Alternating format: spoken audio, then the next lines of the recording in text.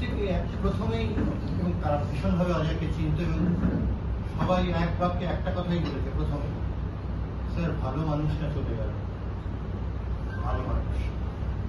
অজয় ওদের সঙ্গে অদ্ভুত একই স্তরে গিয়ে মিশত এবং সেটা ওরা খুব বেশি লোকের কাছ থেকে হয়তো পায় না, সেই জন্য ওদের কাছে খুব বিশিষ্ট হয়ে রয়েছে অজয়ের ছবিটা। ওদের মনে খুব ব্যথা যে অজয় এত অসময়ে এত ভালো মানুষকে চলে গেল। অজয়কে বলতে ইচ্ছে করছে, অজয় তুমি আত্মীয়তা নও, ফিরে এক সখা, এক শহীদ যার সাথে ভাগ করে নেওয়া যেত জীবনের গভীরতম পথ। আমি শোনাচ্ছি অজয়দার উদ্দেশ্যে বলবো না, সচেতন ভাবে অজয় কাকে শোনাচ্ছি।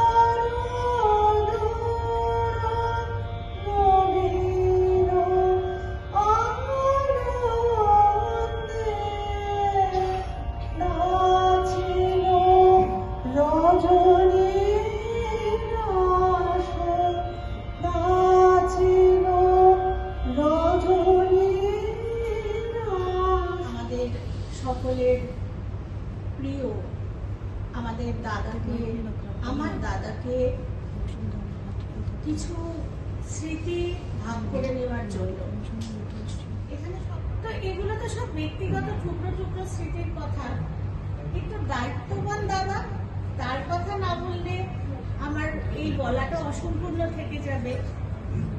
আমার 2018 সাল আমার বাবা তখন মৃত্যু শয্যায়, শেষ 5টা দিন বোধহয় আগে দাদা আমাকে মেসেজ করলো, দাদা বললো কাকু ভালো আছেন, দেখবি ভালো হয়ে যাবে, যে জানিস তো কাকুর মাথার কাছে সকালবেলা আমি গিয়ে গান চালিয়ে এসেছি, সদা থাকো আনন্দে, সে গানটা আমি কাকুকে শুনিয়ে এসেছি, দেখবি কাকু পরম শান্তিতে। অজয়ের প্রথম আলাপ 1969 সালে,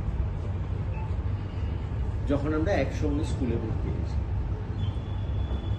পরবর্তীকালে পাঠ্যপুস্তকে পড়লাম, আমি তখন MA পড়ি, death ends and life not a relationship. তখনকার কনটেক্সট, তখনকার পার্সপেক্টিভে তার একটা ব্যাখ্যা হয়েছিল। তখন থেকে একটু আলাদা থেকেও ও আমার বড় আপনা। বিতর্কের মধ্যে পড়ে অসহায় দৃষ্টি নিয়ে অজয়ের দিকে যেই তাকিয়েছি, অজয় হেসে বলতো, তুই ছাড় না, আয় এদিকে আয়।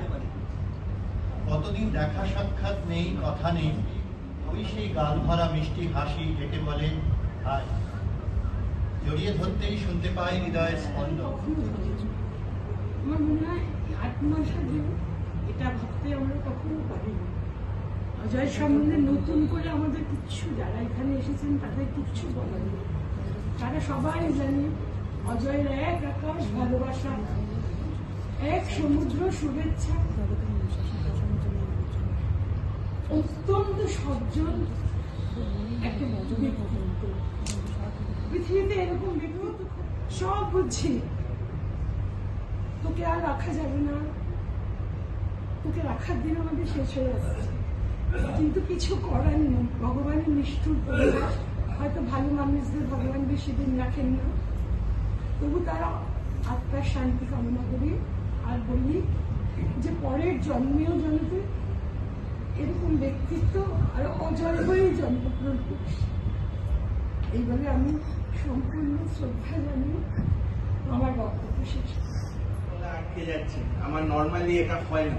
যাই হোক, তো সবার আগে বলি দাদা, মানে কারোর হয় গুরুদেব, বয়োজ্যেষ্ঠ সেরকম দাদা ছিল আমার, তাই দাদা বালিগঞ্জ গভর্নমেন্টে পড়েছে, তাই আমাকেও বালিগঞ্জ গভর্নমেন্টে পড়তে হয়েছে।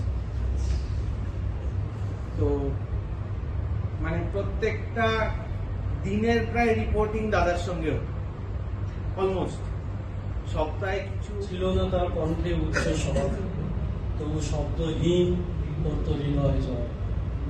হাসি মাখা মুখ, চোখে মমতা, সকলের আপন। সে ছিল মানুষের মতো মানুষ, ধৈর্য ছিল তার অলংকার।